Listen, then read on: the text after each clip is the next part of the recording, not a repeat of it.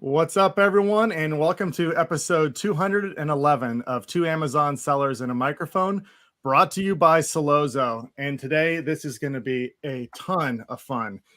This is a hot topic. We've got two of the absolute best in the industry joining us today to talk about this. It's going to be an absolute blast. Amy Weiss and Tim Jordan are joining us to talk about sourcing in Mexico. What's up, both of you? How are you doing? Good. And can I tell you that I've never been on this podcast, but every time I see it, you know what goes through my head? What's that? Two Amazon sellers and a microphone. That's what we were going for. Yeah. Every time. That's what we were going for. It took us, we were playing around with, what should we call this a couple years ago when we launched it? And, everyone had a similar stick to their podcast name. And out of nowhere, that song came on and I was like, this is what we're going with. This is perfect. Yeah. Brilliant. Yeah. Everyone that joins us, about like we were talking beforehand, they're jamming out. They're singing that song. So glad that was a thought that went into your head when you saw it. But that's it. We are, yeah, it's a good song. Yeah. We're really excited to have both of you on. And I mean, this is really a hot topic right now. I mean, I can speak personally. We've got, shipping. I'm sourcing a lot of my stuff from China, just like most people. It's getting quite expensive to source and ship from there. Shipping, especially the logistics, the time, waiting for inventory. It's crazy. So this is a really unique so it's a really good time to talk about this. And I'm excited to learn everything that you guys are doing and what you're planning, because you got this Mexico sourcing trip. So we're going to go into all of that. It's going to be a lot of fun. But real quick, before we do that, I just want to give each one of you a couple minutes just to sort of introduce yourself to the audience, give a little bit of your background and what you're doing. So Amy, why don't you go first? What's up, everybody? I'm Amy Weiss, the founder of Amazing at Home E-commerce Consulting and the co-founder of the Mexico trip. But yeah, I'm so excited to be here, and we help sellers launch private label products, develop their own products, and of course, source them with incredible events in China and now Mexico. We're planning a couple of other places as well. Yeah. Everyone who's listening, Amy is awesome. We've had her on the podcast before. We're at your conference in Austin. That was a lot of fun. So it's great to have you on to talk about this. Tim, real quick, just a little background on you for everyone who's listening. Well, I just realized I'm not awesome because you've never had me on before. Yeah. You hear that? Amy's awesome. She's been here before. Tim, go ahead. I don't even know what I do in this crazy world. I do a lot. Most of it is failures. Some of it seems to work. I just try to drink out of a fire hose and not drown. But I have sold since about 2015. I've exited some brands, built some big brands. I've owned a shipping and sourcing and logistics company, warehouse company that I exited a few years ago that specialized for Amazon sellers. I've done a lot of content. I do a lot of collaborative content with some of the biggest kind of audiences and channels in the space.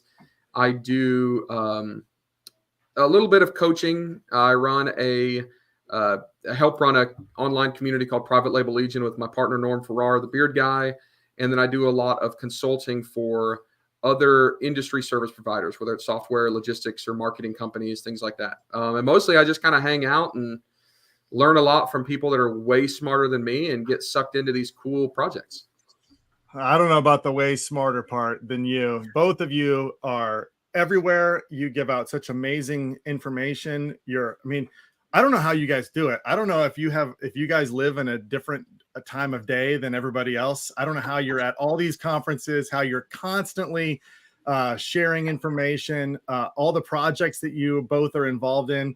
It's really impressive. And I know just the impact that both of you have on a ton of entrepreneurs out there and brands and everything you're doing. It's really impressive. So I'll say it again, we're super excited to have both of you here to talk about this, let's just dive into it, because I think there's going to be a lot we can cover in this episode. I mean, just on the surface, I'm going to start with this.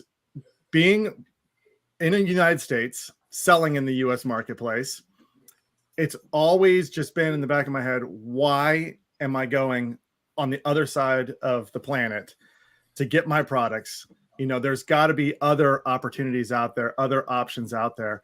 And so just talk briefly, Tim, we'll start with you. Just the opportunity of sourcing in Mexico right now. Well, let me first answer the question you asked, which is why are we going to the other side of the world? The truth is the other side of the world from the US is better at manufacturing products. They just are. And that started 100 years ago when especially China started focusing on manufacturing and production, and they started working on all of these different infrastructure adjustments that made them the manufacturer of the world. All right. I'm not going to sit here and tell you that like China's dead and Mexico's the future. And I'll address that in just a second. But I think that that's the reason why for so long people were going to specifically China is they were just really, really good. And even production like in the US started dwindling for a lot of other political and socio-economic reasons, and production kind of stopped here and China just took over. Now, things started to change. And I think that a lot of people think that Mexico and other, let's say, non-traditional sourcing locations, it could be India, it could be Mexico, it could be the US, it could be Eastern Europe, right? We're looking at places where labor is less expensive. We can get things produced in a way that will still leave some meat on the bones to sell it. I don't think that this conversation is happening right now because of COVID. And when people look at Mexico, they're like, oh, of course Mexico's interesting right now because all of the logistics went up extremely expensive because we can't ship stuff out of China. China's getting more expensive. Like, oh, crap, what do we do now? Because things have changed in the past 2 years. That's actually false. There's been interest in sourcing from specifically Latin America for 20 years. And if we look back to like the implementation of the North American Free Trade Agreement, right? That was an initiative that was put into place to facilitate easier trade from Latin America to the US. The reason that it was slow to really take off and why some people have had some difficulties trying it, people said, I've tried to source Mexico or Latin America or Central America, it doesn't work. 2 reasons. One is, and Amy, you can dive in and go deeper on this, but I'll say that the 2 primary reasons that I think that's the case is one, Latin America wasn't ready, right? Latin America didn't have the technology, the manufacturing education emphasis. They didn't have raw material supplies. They didn't have the money invested specifically in manufacturing. If we look back at the big industries, specifically in Mexico, for a long time, it was agriculture, right? Agriculture is winning. Like almost every avocado and lime that we eat in the US comes from Mexico, right? That's been happening for a long time. So once Mexico became available on the world's market to start manufacturing, it just takes time for people to build factories and start educating and to retrain the labor force to be able to do that. So it took a little bit of catch up. The other thing that's happened is there is a lack of education and community. I can get on a plane and I can fly to Canton Fair and I'm at a trade show in China where everybody knows how to sell to me, knows what to sell to me. They understand how to set up a trade show. They know that. But going into Mexico is extremely difficult to find those people, right? I feel like people assume nobody's manufacturing anything in Mexico. No, they are. People assume I can't find a supplier in Mexico. They can. What's happening is the manufacturers in Mexico that are the perfect manufacturers for small and medium-sized brands like ours, and the people like us that are trying to find them have just been trying to go the same direction. We just keep missing each other, right? There's misinformation. There's miscommunication. There's not a platform. There's no trade shows. Like it's there and we're here. We just haven't been able to meet in the middle. But them being there is only a fairly recent development because they have industrialized and ramped up enough to actually support that demand. And we can go deep on all of that stuff. I know it's kind of broad hypothesis there. Yeah, we'd love to go deep on all these as much as we can, just to get as much knowledge and information about this. But you hit on something. I mean, that more than anything, why when I started my Amazon journey, my e-commerce business, why I went to China was because it was easy. There was a marketplace. There's Alibaba. They are ready. They know all the procedures. They know how to package and label everything to get it ready for FBA for anything that I need. And it's pretty seamless. And they have, like you mentioned, the labor force. I mean, they're set up. They are a manufacturing economy. Their education, they educate everybody growing up to get those roles, to take those roles on, to communicate with buyers from all over the world. So I'm really curious, Amy, how is that transitioning now in Mexico? I mean, what does that look like? What are the ways to to reach out and find suppliers in Mexico? Yeah, so it's funny because, people that are registering for our Evo Latam trade show, they keep reaching out to us and asking us for lists of exhibitors. They're like, I just need a list of your exhibitor. And it's like, people are under this assumption that Mexico is China, that you're just going to be able to call up this manufacturer who has this product and send them a picture of what you want. And it's going to be cradle to grave. This is not how it is. Business does not work the same in Mexico. Negotiation doesn't work the same. Even the factories that are working with micro brands may not even have the, some of them are going to be very good and have exactly what you need. Some of them, you're going to need to work with them. You're going to need to communicate. You're going to need to start a relationship. So why we're very hesitant to just be like, oh yeah, go ahead and reach out to these manufacturers is our trade show name is on the line, right? So, all these people start reaching out to the manufacturers that are taking a chance on us and coming to our trade show to meet all these buyers from around the world. And we are treating them like this is China. And it's not, right? Yeah. So that's what's so important. So that's not to discourage you, right? It's very important. So I was sourcing something in Mexico, and I found a supplier for it. What I did is I actually looked, and I know my manufacturing process. That's step one. Know your manufacturing process. So know what that's called, right? Know what that thing is called in manufacturing language. Know what that factory is called in manufacturing language. And then search for that, either Google. I found a lot of factories on Google Maps, LinkedIn. There's a lot of different ways that you can find suppliers, but you're going to need to search in Spanish. You're going to need to know what is the name for that in Spanish, right? So I was able to find a few factories, and I was able to use my contacts in Mexico City and surrounding areas to actually reach out in the local language, talk to those manufacturers. And I also set a message on my own, but the prices that I got were very, very high. And I mean, the same price that I'm selling this product for retail is the price that I got back.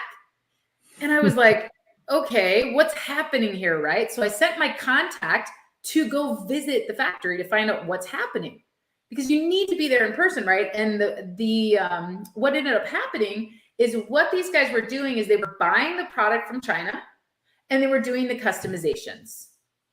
So guess what?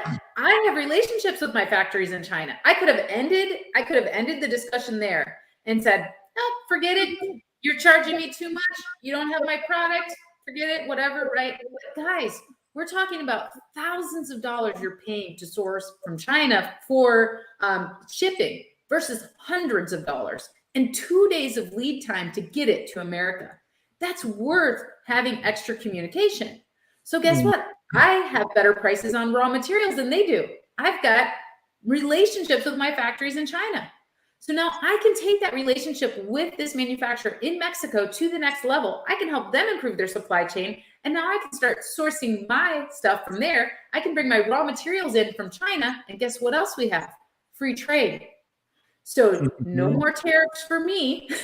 I bring my raw materials in. I have this manufacturer produce and finish my goods in Mexico. And then I change my whole supply chain. So that's what it looks like. Now, you are going to be able to find manufacturers that do make finished goods out of wood, leather, things like that. And so you're not going to necessarily have to have that extra discussion like I'm doing here with this supplier. But it's something to be thinking about, right? That it's not so easy. It's not going to be like, oh, I can get my packaging. I can get everything. I can just send a picture to this manufacturer and everything's going to be done for me. China is 30 years ahead. Everybody went to China 30 years ago and started doing the same thing that we need to do in some of these other countries. And one more thing that I want people to pay attention to, whether or not you want to source in Mexico or any other country that is outside of China, the skills that you learn to talk to these manufacturers are going to serve you across the board, because no other country is China, right? We don't have the Alibaba, right? So it's very important that when you're learning to source from other countries where the manufacturing is not as developed, to learn these skills, because then imagine how much time, money, and effort you can save, and you can give yourself a serious competitive edge. And I think that like what Amy said just now, if you're listening to that, it might be possible to go, oh crap, this is scary. Like it's actually harder to source in Mexico. Are we saying that we can't get everything there? That maybe like we have to have a more difficult communication channel? Yes, but I absolutely love that, because if it were super easy, everybody would do it, right? If it were exceptionally easy, everybody would do it. If we could all jump on the same Alibaba listing and find the same supplier and all compete on the same thing, that would be a problem. So it's worth it to go through those extra hassles and those not hassles, but those extra steps, and go through a more complicated process, because we're going to eliminate a lot of our competition. But also the benefits of sourcing in Mexico, if you can find the right product there at the right price, is massive. So Amy talked about lead times for one. Like I've never had to source something from China to Mexico, Mexico back. I've just sourced stuff in Latin America, and I've got a lot of history in Latin America, even owned a sourcing company down there I can talk about.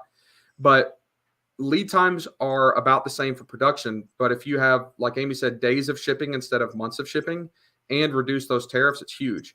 Another thing that I love about sourcing from there is right now, consumers are very experience driven. It's not just about the product, it's about the experience. So look at like Tom's shoes. Tom's shoes is a crappy canvas pair of shoes. People pay $60 for these crappy shoes. You can get the same shoes at Walmart for $7 a pair. But people like Tom's shoes because there's more of a brand story. There's more brand equity, right? Sourcing from North America and selling a product that's North American made has more brand value. So even if I've got something that's slightly competitive on Amazon or whatever marketplace I'm selling on, I could typically charge more. I have a faster supply chain. I'm paying less duties. And there's a lot of benefit to that, right? Plus, if I want to build a relationship with my supplier, I can leave from my house and be at my supplier's doorstep in a day. I'm not going 16 hours to China, fighting all that stuff. So keep in mind that any specific difficulties that you may be encountering with any alternative sourcing, whether it's US, India, wherever, Mexico, there is a benefit that I think outweighs those other difficulties or things we may not be used to. And another thing to talk about Amy's experience there is a big point of this is relationships. Everything is about relationships. Absolutely everything. When I started going to China, I was looking on Alibaba, I was talking to people on Alibaba, but the big game changer for me was getting on a plane and going down there, shaking hands, figuring out who the good folks were with the bad folks, sitting around the dinner table with a factory owner and building that relationship that connected me to other relationships and meeting other people there. I'd spend time in hotel lobbies with other brand owners and e-commerce sellers and getting a different perspective. In Mexico, since we don't have the option of a giant Alibaba listing full of different businesses, you have to go down there and you have to shake those hands. You have to meet the right people. You have to build personal relationships. But that's not necessarily a bad thing. It's not an extra step of hassle. It's like, man, when you do that, the whole world for you changes. The opportunities become endless. The relationships become super valuable. Like everything in business, regardless of what you do, is about relationships. And you can really only build those by doing that. The good news is you don't have to go 16 hours to Shanghai now. You can go 2 hours to Mexico. And all the stuff that we're doing is taking like years of experience and combining all of that into a really great trade show, as well as if you want to additionally have like the networking, the mastermind, the education, the Mexico trip as well. What are some of the categories that work really well down in Latin America? What are some of the categories? And I got another question on top of that. What's the MOQ look like? Can you get smaller MOQs and get product faster? Just curious on this type of topics. Amy, let me talk about materials and you talk about MOQs. Is that cool? So there's different stages of materials. There's like the traditional stuff that you can source in Latin America. There is the new wave of stuff, and then there's the future stuff. Traditionally, and when I had a sourcing company and was sourcing a lot of my own products and products for the customers, I was down in Guatemala. I was down in Central America, which is not nearly as productionally advanced, advanced in production capability. I think just made up a new term. Advanced in production capabilities Mexico is, right? And down there, the typical products that we did really, really well were wood, leather, ceramic, textiles, and it could really be any textiles, even synthetic fabrics like nylon and rayon you could get, as well as agricultural stuff like coffee. That has traditionally been also the case in Mexico. Those things are fairly easy, right? People have been producing that for a long time. The level up kind of in Mexico is you can also get metal items. You can get a lot of those things that require more raw materials and more production. But only in about the past 10 years have you seen an increase in the ability to buy technologically produced goods. And what I say is I mean stuff with machinery. That's because money's been invested. Engineers are being trained. People understand how to build molds now. So the new wave of production in Mexico that's readily available that people might not be familiar with yet is like plastic injection molded items.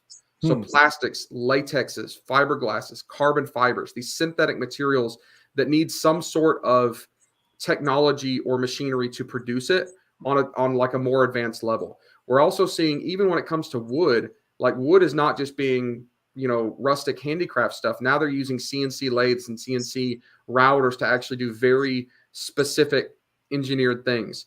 The metal is going from like kind of your rustic home decor stuff, which was probably the case 20 years ago that you get. Now you're getting into heavily machined, refined items. You're getting into really high quality glassware, stainless steel stuff. All that stuff right now is available in Mexico if you know the right people to find it, right? Did I forget anything, Amy, or you can address MOQs? No, I think that you pretty much covered it. There's a lot. When I was first researching all of this, I really compared what was available in Mexico to what I look for at the Canton Fair. When we're doing our China sourcing trips, most people are looking for phase 2 of the Canton Fair, which is like your ceramics, your giftables, your home goods, stuff like that. Nearly all of that you can find in Mexico. So let's talk about MOQs. As I explained before, you need to be able to communicate with your supplier. It's not going to be a cradle to grave supplier situation, right? But packaging is very, very available in Mexico. Logistics and warehousing, kitting your products, that's very, very available. By the way, labor costs are cheaper in Mexico than they are in China. Crazy. Yes. So, and they're on our time zone, right? So, and we're talking, like I said, hundreds of dollars for shipping instead of thousands. So think about actually also not just sourcing in Mexico, but having your products finished, kitted, doing your warehouse, doing your 3PL in Mexico. You can get it to Amazon in 2 days. It's just ground transportation, guys. Free trade. Like there's no, it's crazy. So, I mean, it's crazy to not think about that as a resource, right? From that perspective. But let's talk about MOQs, okay? So we've got a lot of manufacturers that are going to have finished goods that you're going to be able to get very small quantities of, right? If you're producing something, and this is the same in China, if you're developing a product with a manufacturer, you're going to need to work together on MOQs. It's the same thing in China, right? So you're going to find the same thing in terms of finished goods. Now, if you're a reseller or you practice the wholesale business model on Amazon, there's huge opportunities for you. There are tons of brands in Mexico that don't sell out of the United States or don't sell out of Mexico, right? And it's not just they don't want to sell. It's maybe the idea of like not having a US-based partner that understands import laws or that can actually market and distribute it, right? Like they want to, they need a partner. So there's huge opportunity. Think about you getting products that are available in every store in Mexico, right? That's what I noticed when I first started wanting to source from Mexico. It was because I would go shopping there or go to some of the major department stores and everything, hecho in Mexico, hecho in Mexico. Whoa, like, how do I put this in America? Like, hello opportunity. Even if you are not yet sourcing that thing, think about all the things that you can source that are already made there that aren't being sold. And when I was doing wholesale, I hated it because I would create a really cool like bundle listing and then someone else would jump on the next day. And I'm like, how do they find my supplier already? How are they doing this? But guess what? Think about what a moat you can build around your business when you source in places other people aren't sourcing. So think about product development, of course. Yes, we're going to have those discussions. It's going to just be like any other place inside of China or outside of China where you're going to have larger MOQs because you got to work together with your supplier. But finished goods and almost finished goods or customized goods, you're going to be able to have those lower MOQs. I didn't even think about the wholesale angle, Amy, until you brought that up. But man, there has got to be so much opportunity there. I mean, there's got to be so many really popular products sold in Mexican marketplaces that are just unavailable to people here. And they're probably there's tons of like little micro brands too, like little micro brands of like, I found one that's like, they make like really cute, like soft kids, like stuffed animals, but they're like shaped like food or something like that. I think it was a couple of years ago. And I was like, oh my gosh, this would sell like crazy in the US. And it's just a little micro brand, So you have all these opportunities to, source goods that are produced by someone else, developed by someone else that can be underneath your brand. So many white label opportunities, so many reseller opportunities, and of course, our private label opportunities as well. Oh yeah, and that story that adds to the brand, produced in North America. All of that just really does add to it. One thing I was going to touch on, I meant to mention it earlier, but one of the things that's easy about sourcing from China is they all speak English. At least the representatives of the factories that you're talking to. It very easy communication. You mentioned, Amy, that you had basically a go-between in terms of your communication. Is that typical in Latin America and Mexico, that they most likely don't speak English and you need to figure out a way to communicate properly with them? I'll take that. Not really. I mean, most of them do speak English, but the reason I sent my contact is because I wanted in person.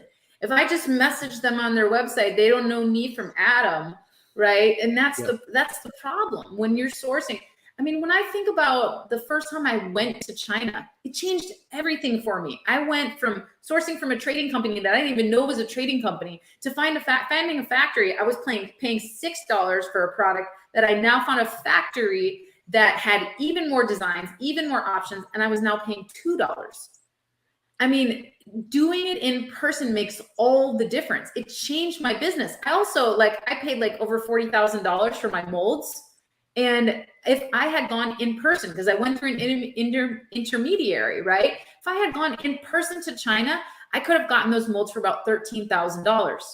You don't know what you don't know until you get your butt there. And it's going to change the way that you operate. It's going to change your business. Think about that. It could have saved me over $30,000 just on my molds alone in the first year of my business, which would have been critical to scalability for me. And then think about cutting costs on products that I have variations of that I was paying $6 a unit, and I brought it down to $2. Plus I was able to add even more design options and not be sourcing from a trading company who stole my images and put my products on Alibaba. I mean, not that trading companies are bad, but I just didn't know what I was doing. And I was only sourcing from Alibaba at the time. So now with that knowledge, I'm able to better talk to suppliers when I find them virtually, right? But I don't have that knowledge in Mexico. So I have to learn. And the best way to do that is if I can't be there myself, to send somebody else to have that conversation in person, because that means a lot. I think that the term is social credit, right? When you call somebody or send them an email, you're not building social credit. And every big breakthrough I had in business, or every big opportunity, or every big supplier or anything that I had, was built on the back of personal relationships. And if you're not investing in building social credit with your potential partners, suppliers, industry, services, whatever, I think that you're missing a big opportunity, because one, you're going to miss the solutions that you need. Like sometimes you just have to go somewhere, you have to shake some hands, you have to take some people to dinner to find what you need. But also they're going to prioritize you if you have a personal relationship with them, right? If you have a personal relationship with a client, of course you're going to pick up the phone as opposed to someone that you've never met in person. Or you're going to be more likely to see long-term relationship value with them, and you're going to give them better pricing, or you're going to give them more attention to detail, you're going to give them more help, right? So I think that relationship building is massively important regardless of where you source. We're not saying that you have to build relationships if you're going somewhere like Mexico. No, you have to build relationships regardless of where you're going, what you're doing, what you're sourcing, who you're working with. It is absolutely necessary in Mexico, because otherwise you probably will not find those suppliers anyways, which again is that barrier to entry that keeps everybody else from doing it. You have that competitive advantage. You have to shake a few hands. You have to have dinner with the right person. And then boom, the world blows up. Can I talk about when I first started sourcing in Latin America? Please do. Yeah. So I talked about Tom shoes. I talked about, the value prop of that buy a pair, give a pair, and the branding based on location. But also I just had a love for Latin America back in the days of, college days. And even after, I was spending a lot of time going to developing nations. Most people would say third world countries, but I've since learned that's like a derogatory term and I refuse to use it. So developing nations, Haiti, Honduras, places like those. And I really felt like those places needed a hand. They needed some help. But I also don't think that the solution is just rich people or government sending them handouts.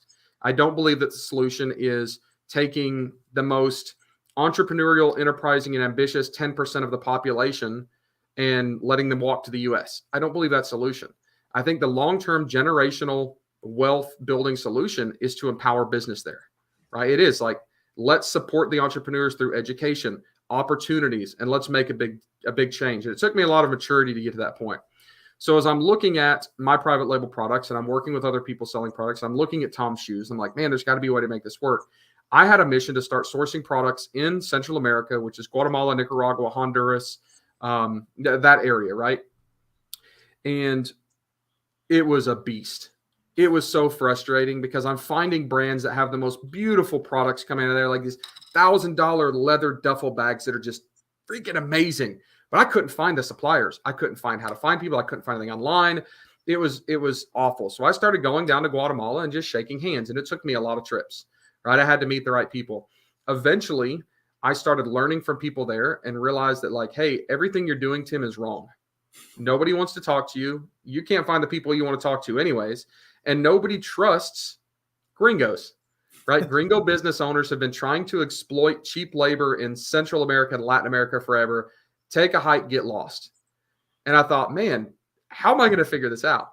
And I realized that one of the things we have to understand is that the US gringo way of doing business is not the same as a very Latin American Spanish way of doing business.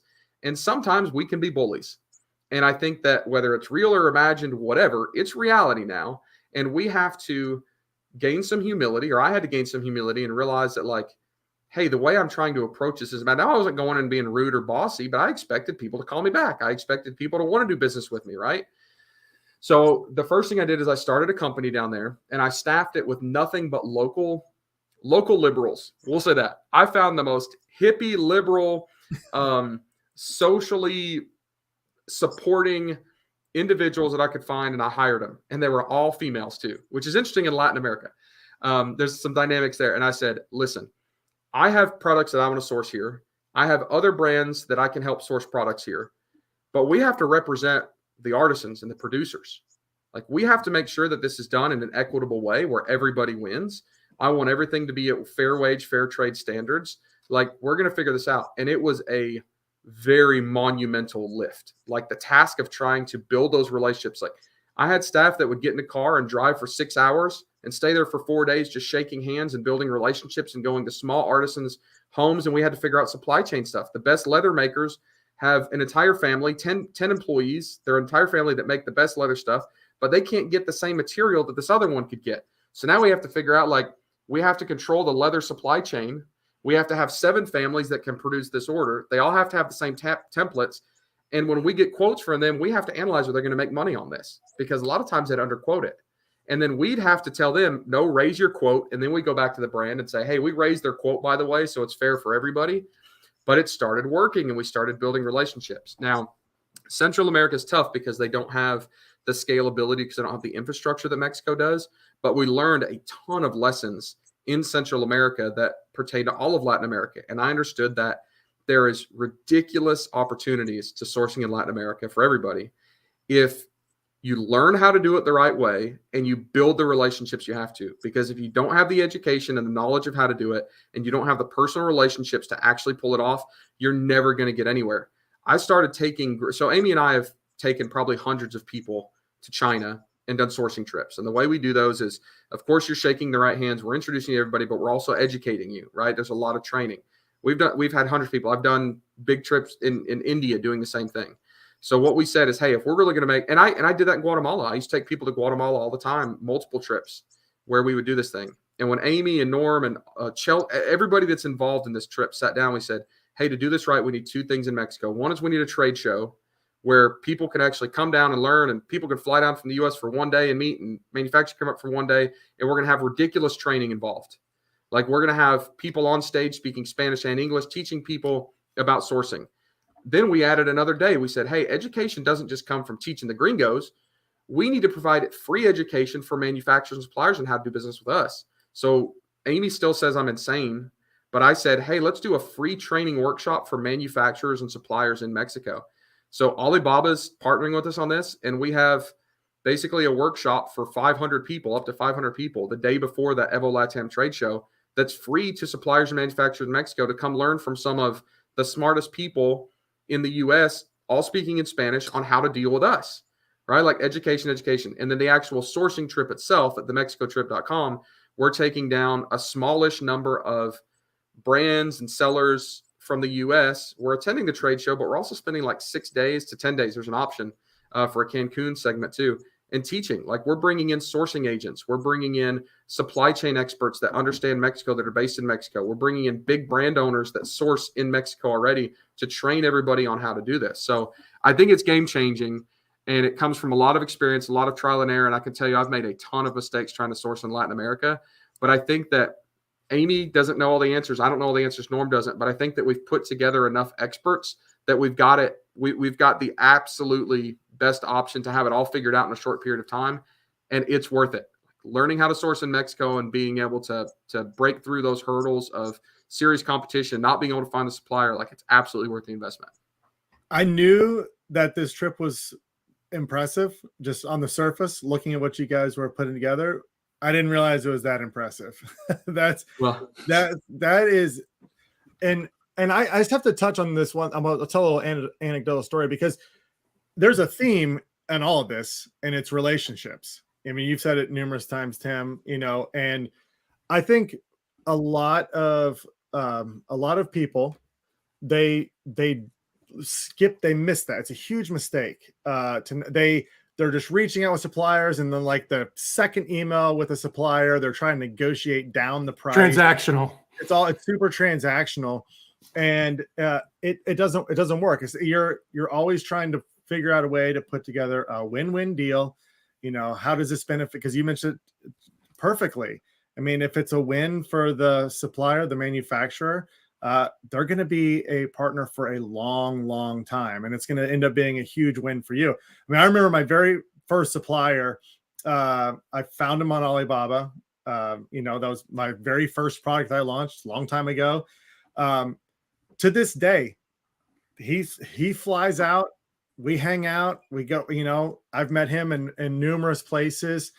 We've talked about he wants to send his kids to stay at our house in America for, a little while. And he's talking about we could send ours, to China to get the experience there. I mean, you develop these relationships, they come really powerful, but it just opens both you and your partner in business to a lot of different opportunity. And I think that's the thing you got to focus on more than anything. I mean, I really think that you bring that to a point. But getting back to this, let's talk about the experience that anyone who attends this trip is going to see, and the impact that's going to make for them. So, Amy, talk a little bit about like the dates, the plan. I know Tim already talked a little bit about some of the stuff, but what does this whole thing include? Okay, well, it's good you mentioned what does it include, because we know we've done many sourcing trips, both I have and Tim has and Norm has, and we need to include everything, right? Like we have to make it easy for you to get there, because it seems scary to just go to Mexico by yourself, right? Like, what am I going to do when I get there, right? So if you come on the Mexico trip, everything is included. The only thing you have to do is fly there, and we'll even recommend where you go, what you do, all of that. But all your meals, we're doing dinners, epic dinners, tourist activities, everything like that. 3 days of the learning and conferences, factory tours, all of your meals, everything is included. So again, you're just getting there. And then for the Evo Latam trade show, so let's talk about dates.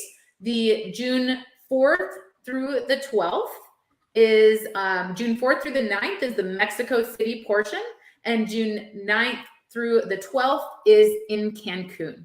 So if you join us for the full VIP experience, you'll meet us in Mexico City. We'll hang out there. We'll learn for days. We'll meet suppliers. We'll do our factory tours, stuff like that. And then we'll attend the trade show. We'll do our epic dinners, all that stuff that we have planned, our networking event. We've got Ecom Connect happening at the trade show. Everything's included. You're not going to have to think about it. We're doing that for you. Just show up and have a great time and learn and build those connections. So that's June 4th through the 9th. And then on the 9th, if you're joining us for the VIP experience, we're all going to fly over to Cancun. It's a very short flight. Who doesn't love Cancun? We're going to be staying at an all-inclusive resort and have actually 3 days of mastermind. And this is an advanced level mastermind. It is not we're not still talking about sourcing in Mexico at the Cancun mastermind. It is literally hanging out together at an amazing all-inclusive resort and just learning from all the masters, right? So you can attend either the sourcing trip or the Cancun trip or both, right? So whatever your jam is, we've got something for you. And then on June 8th is our Evo Latam trade show.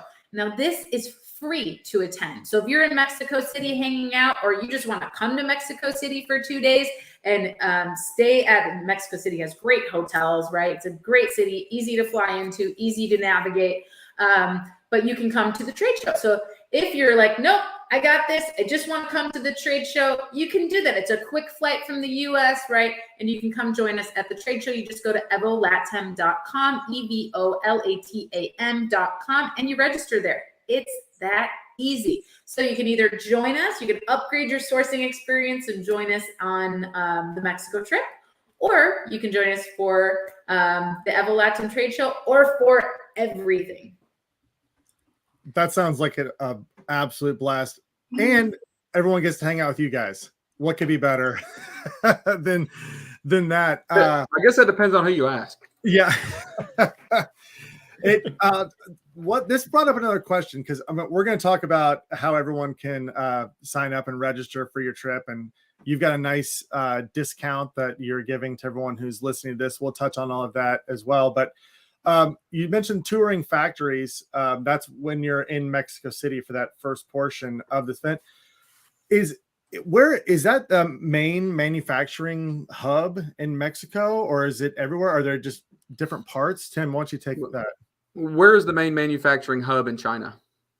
It's a good question. Everywhere. Where's the main manufacturing hub in the US? It's a good question. Everywhere. There's not a specific hub, right? There are factories everywhere and anywhere. There are some regions that are more industrial.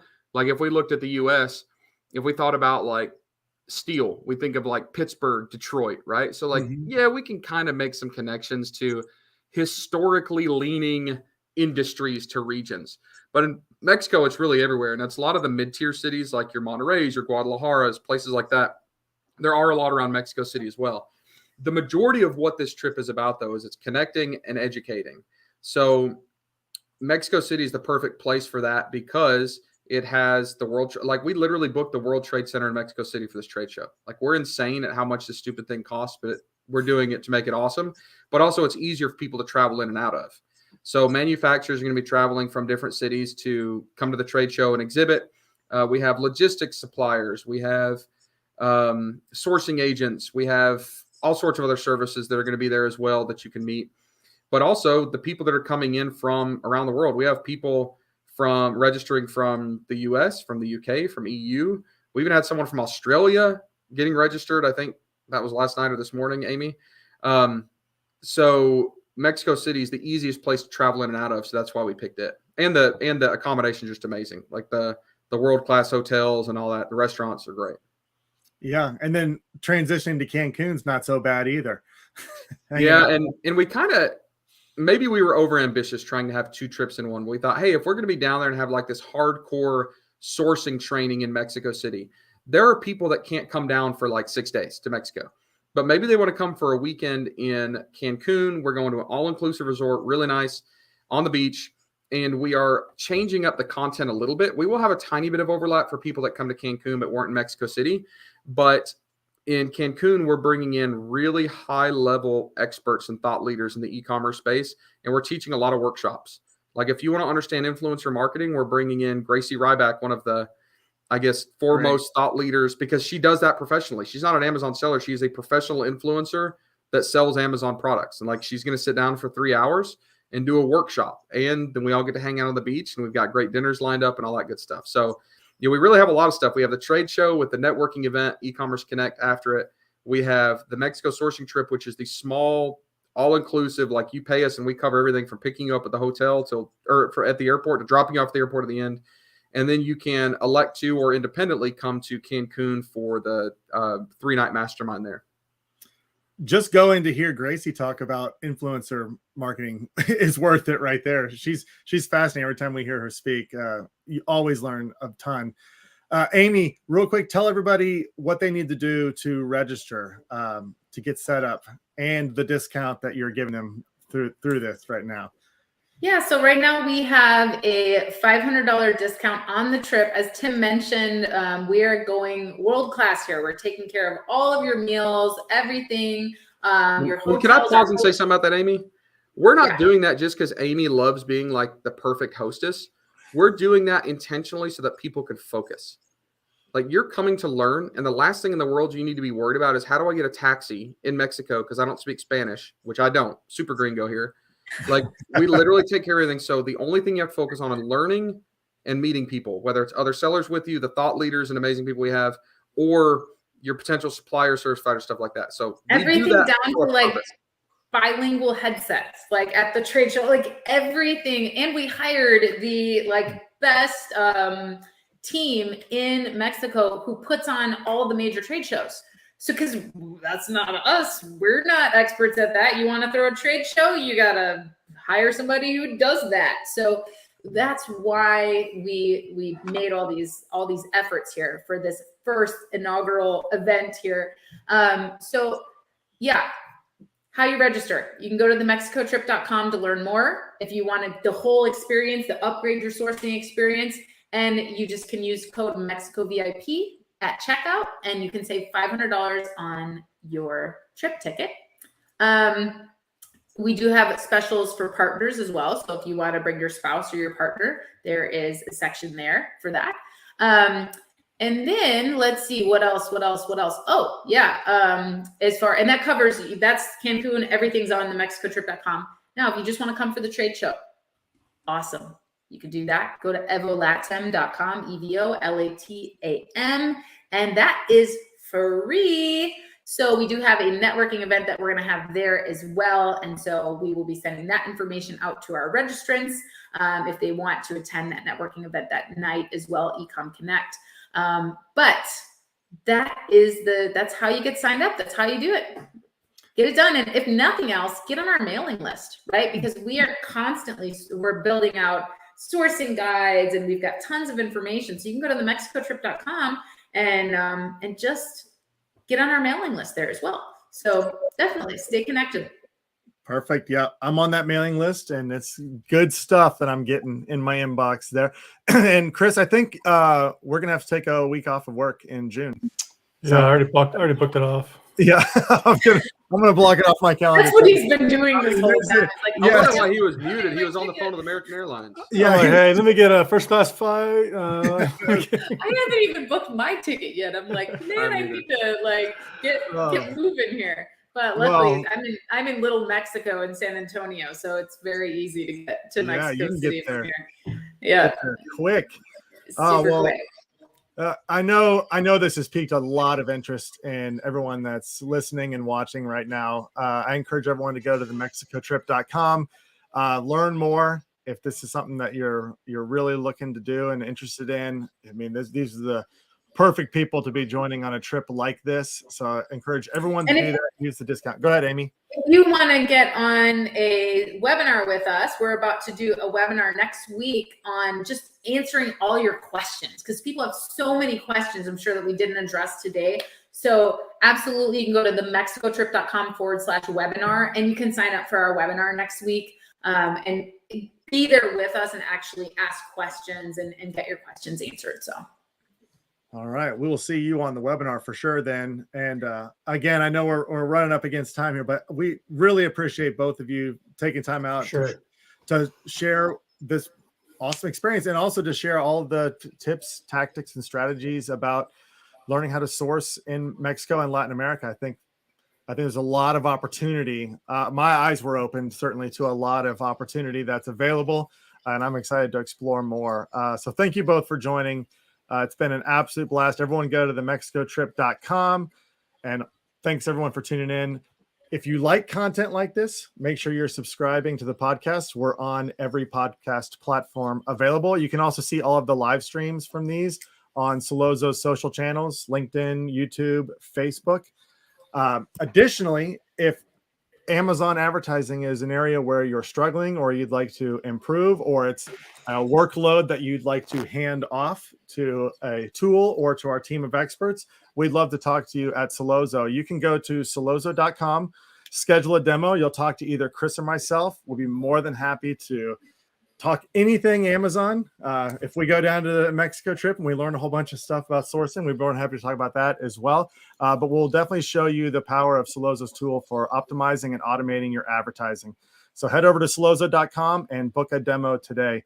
All right, everybody. Thanks for tuning in. Amy and Tim, it's been a blast. Thanks for joining us, and we'll